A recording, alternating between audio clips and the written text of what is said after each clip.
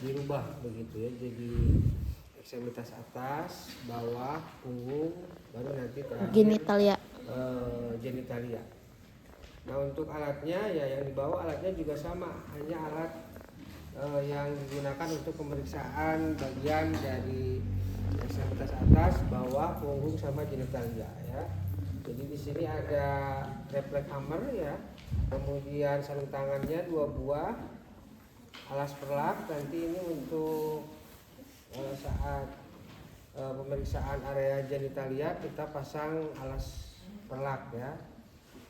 Nah kemudian ini hand sanitizer, kemudian bengkok, itu untuk alatnya ya. Nah untuk demonstrasi kali ini nanti untuk pemeriksaan ekstremitas atas, bawah, punggung pakai ini pasiennya Doni begitu ya. Tapi nanti untuk area genitalnya ini menggunakan Phantom. Nah berikutnya kita masuk ke SOP-nya ya. Untuk SOP-nya karena ini kan lanjutan dari PMP sebelumnya, jadi langsung ke pemeriksaan area ekstremitas atas. Ya, pertama kita tangan 6 langkah begitu ya. Nah kemudian pemeriksaan di area tangan ya. Ini bisa dising-singkan bajunya. Nah pertama itu adalah pemeriksaan inspeksi ya, atau kita dengan cara melihat. Di inspeksi itu simetrisan begitu ya si tangannya begitu ya. Lihat ada tidaknya lesi, dislokasi, kemudian fraktur, kemerahan, pembengkakan, terus selang infusnya ini terpasang di tangan yang sebelah mana, sama ada tidaknya balutan begitu ya. Nah kemudian untuk palpasi, yang pertama itu kita kaji kemampuan ROM ya, range of motion begitu ya, dengan meminta pasien menggerakkan gerakan fleksi, ekstensi, abduksi, aduksi dari area tangan ya. Jadi bisa ditekuk ya. Ini ya. Ini mengetes kemampuan ROM ya. Yang kedua itu kita cek juga clubbing finger ya, dengan mencubit capillary refill time ya, dengan menekan kuku. Nah itu harus kembali kurang dari 2 detik ya. Nah kemudian kita periksa juga clubbing finger ya. Nah clubbing finger ini biasanya tanda dari cyanosis ya biasanya, atau gangguan pernapasan, jadi bentuknya seperti jari yang seperti stick drum begitu ya. Nah kemudian kita cek juga, kita palpasi juga itu adalah turgor kulit ya. Nah turgor kulit ini kita dengan menekan ya, normal itu dia akan kembali dengan cepat. Kalau dia ada bengkak, ada udem, nah dia kembalinya itu lama begitu ya. Nah terus cek juga kekuatan otot ya. Ini bisa diangkat? Tidak. Nah, kita beri tahanan ya, kalau dia bisa menahan dengan tahanan penuh begitu, itu nilainya itu 5 ya cukup. Nah terus habis itu kita cek untuk gerakan fleksi eh, bilateral begitu ya. Jadi harus mengkaji juga kesimetrisan kan antara tangan kiri dengan kanan. Misalkan jari bisa ditekuk, diluruskan begitu. Nah, atau pergelangan tangan seperti ini. Nah, jadi harus bilateral begitu ya. Terus bisa turun. Nah, kita akan melakukan tes raise hand ya, tapi dengan keadaan mata tertutup. Mata tertutup. Sok diangkat kedua tangannya ke atas, dua-duanya ke atas. Nah, tahan selama 10 detik. Nah, ini selama 10 detik ini cukup. Tidak ada jatuh di tangannya ya. Biasanya pada yang stroke tangannya itu bisa jatuh ya. Udah, dikit lagi. Nah, kemudian itu adalah pemeriksaan refleks ya.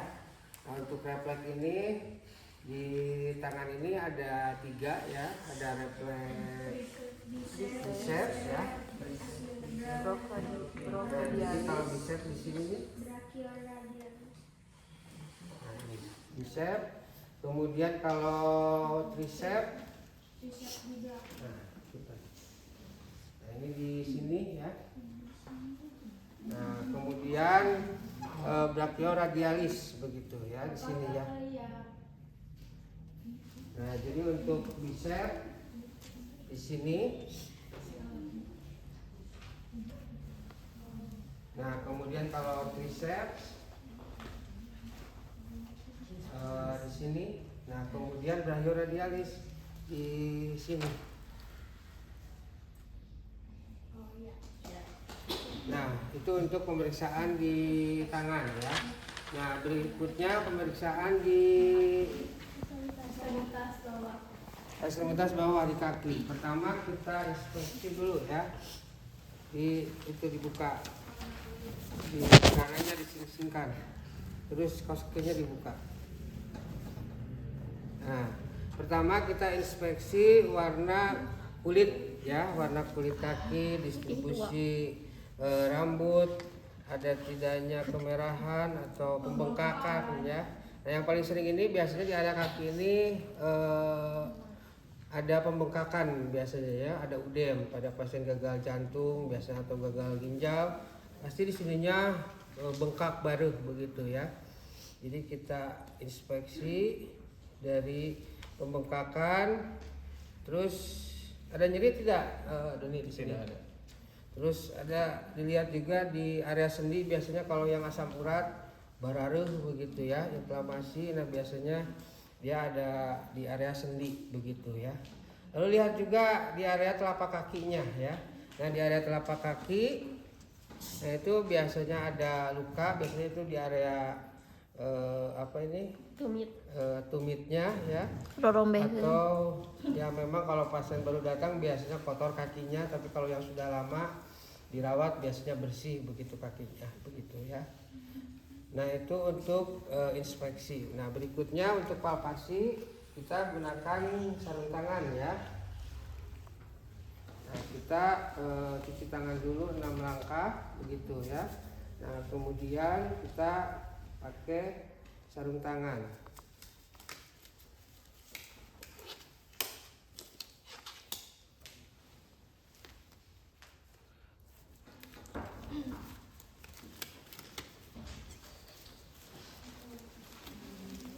Nah, untuk sarung tangan kita pakai sarung tangan, kita lanjutkan untuk palpasi di kaki ya.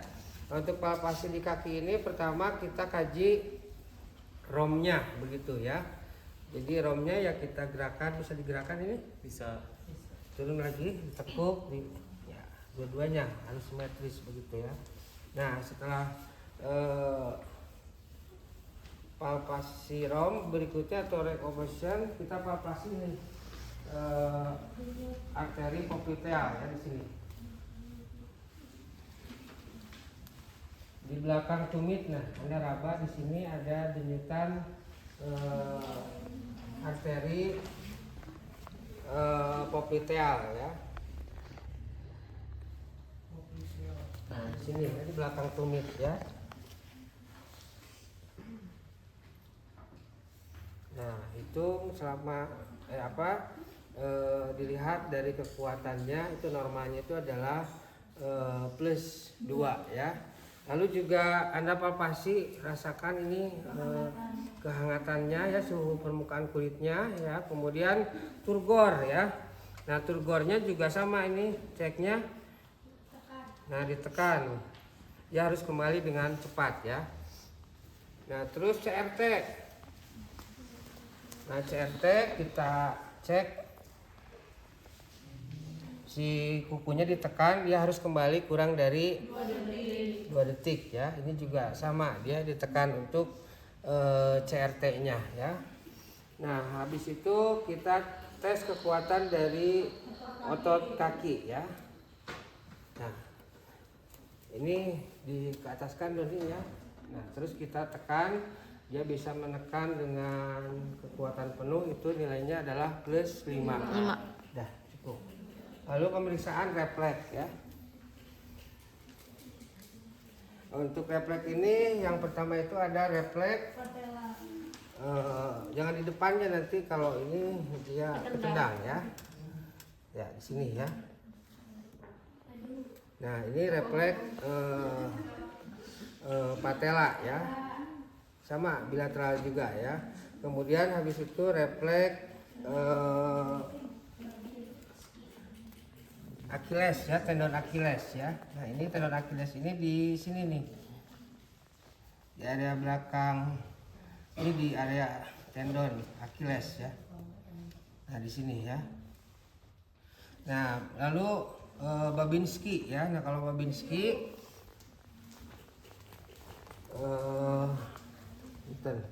jadi digores menggunakan ujung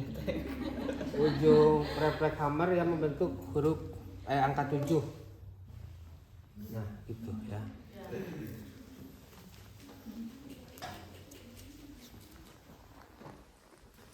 Nah kemudian kita buka sarung tangan, kemudian cuci tangan 6 langkah ya. Nah setelah itu pemeriksaan punggung ya, sampai bagian belakang tubuh ya. Ini Mak bisa berdiri. Nah jadi dibuka area punggungnya ya. Jadi diinspeksi, dilihat ada tidaknya lesi, luka ya, terutama luka pressure ulcer ya atau decubitus. Nah biasanya di area sini, area koksik begitu ya, decubitus. Dah duduk lagi. Nah itu untuk pemeriksaan punggung sama bagian belakang mahnya satu macam saja, inspeksi saja. Nah berikutnya adalah pemeriksaan genitalia. Bisa duduk kembali dulu. Nah untuk pemeriksaan genitalia ini kan pemeriksaan yang sensitif, terus masing-masing orang juga areanya pasti sangat terlindungi ya, tidak bisa diperlihatkan ke begitu saja setiap orang begitu, karena itu area privasi ya. Jadi kalau misalkan Anda perawat laki-laki memeriksa area genital wanita begitu ya, jadi harus ada keluarga si pasiennya, ada wanita anggota keluarga pasiennya begitu yang ikut mendampingi saat melakukan pemeriksaan area genital begitu. Juga ketika melakukan pemeriksaan area genital Anda jaga privasi pasien begitu ya. Jadi tidak membuka seluruh tubuh, area penutup tubuh ya. Jadi area yang diperiksa saja begitu ya. Dan juga kita gunakan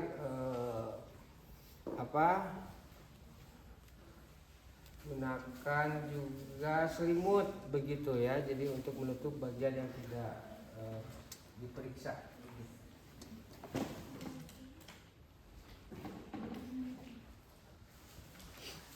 Nah untuk pemeriksaan di genital ini kita inspeksi begitu ya, inspeksi kondisi kulit begitu ya, di area genital, perineum sama anus begitu ya, karena kalau genital ini 3 begitu ya, ada genitalia, kemudian area anus begitu. Nah kemudian yang kedua itu diinspeksi ada tidaknya discharge ya, discharge itu ada tidaknya keluaran begitu ya. Kalau keputihan ya biasanya ada lendir putih yang keluar begitu ya.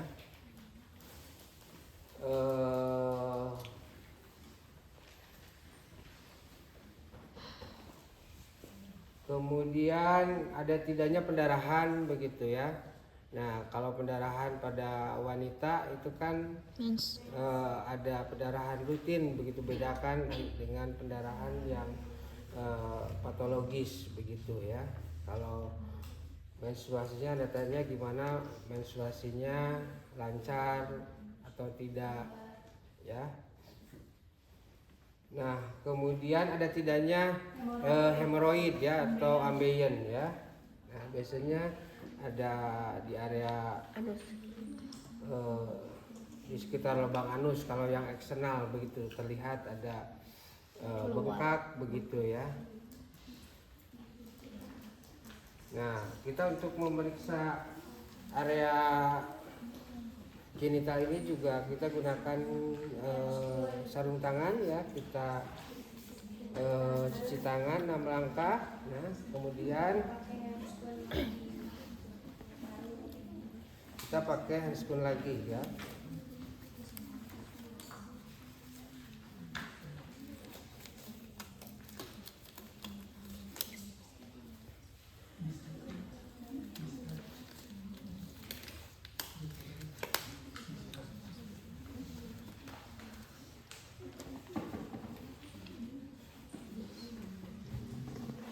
Maaf ya, pokoknya angkat dulu Bu.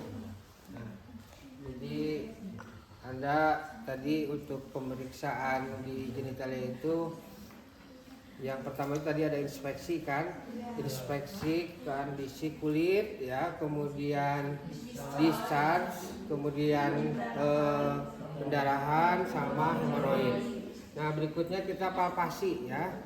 Nah untuk palpasi hemoroid begitu ya. Nah ini biasanya kalau hemoroid biasanya pasiennya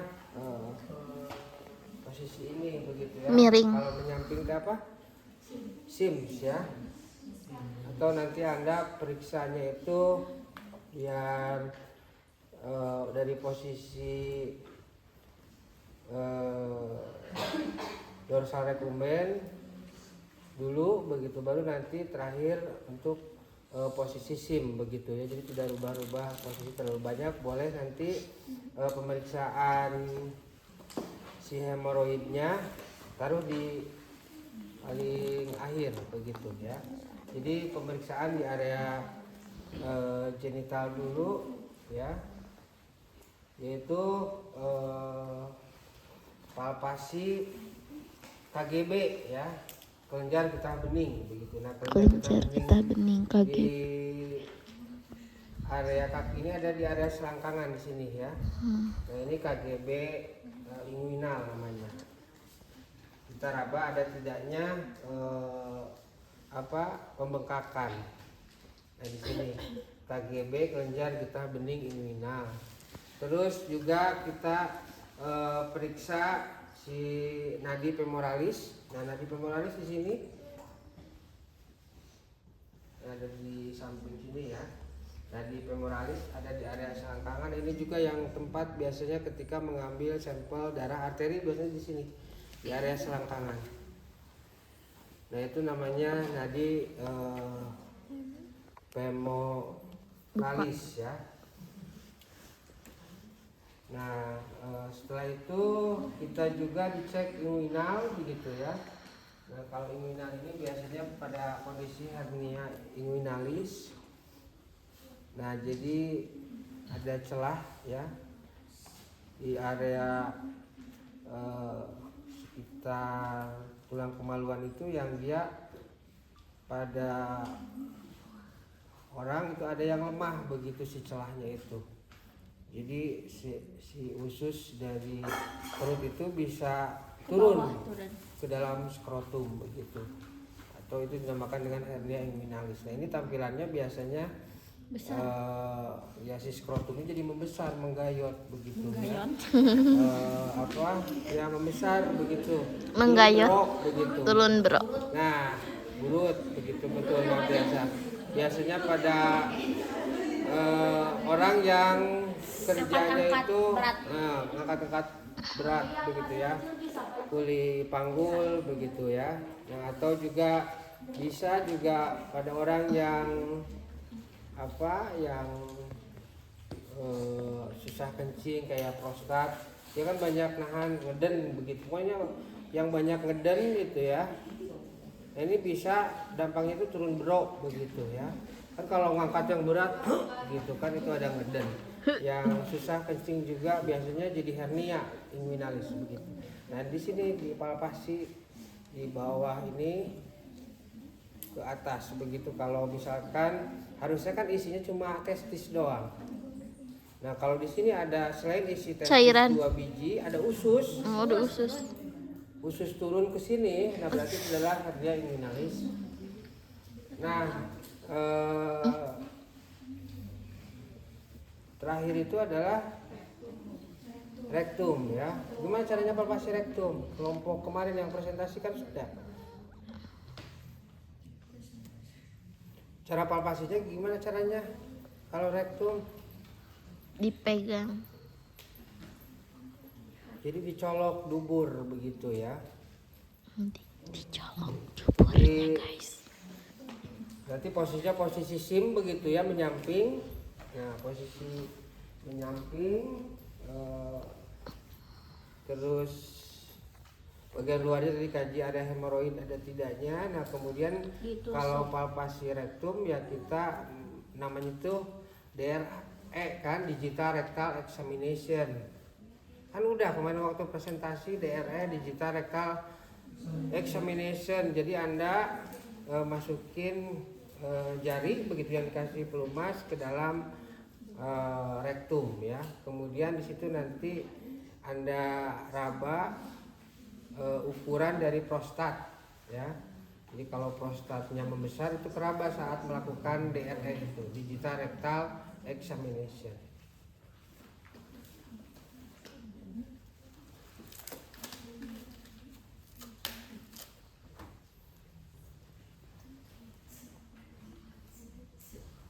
Nah itu untuk pemeriksaan untuk pemeriksaan genital ya.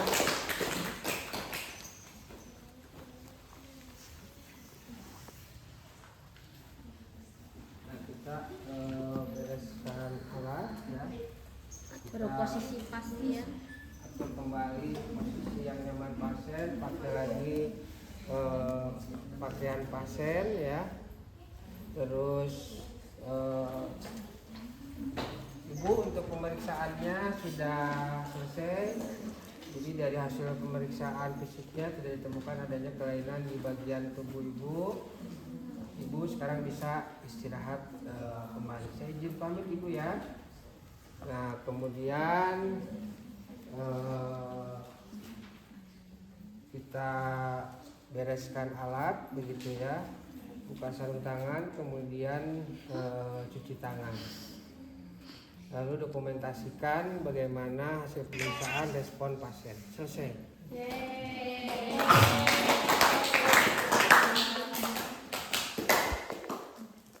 Ada yang terlewat?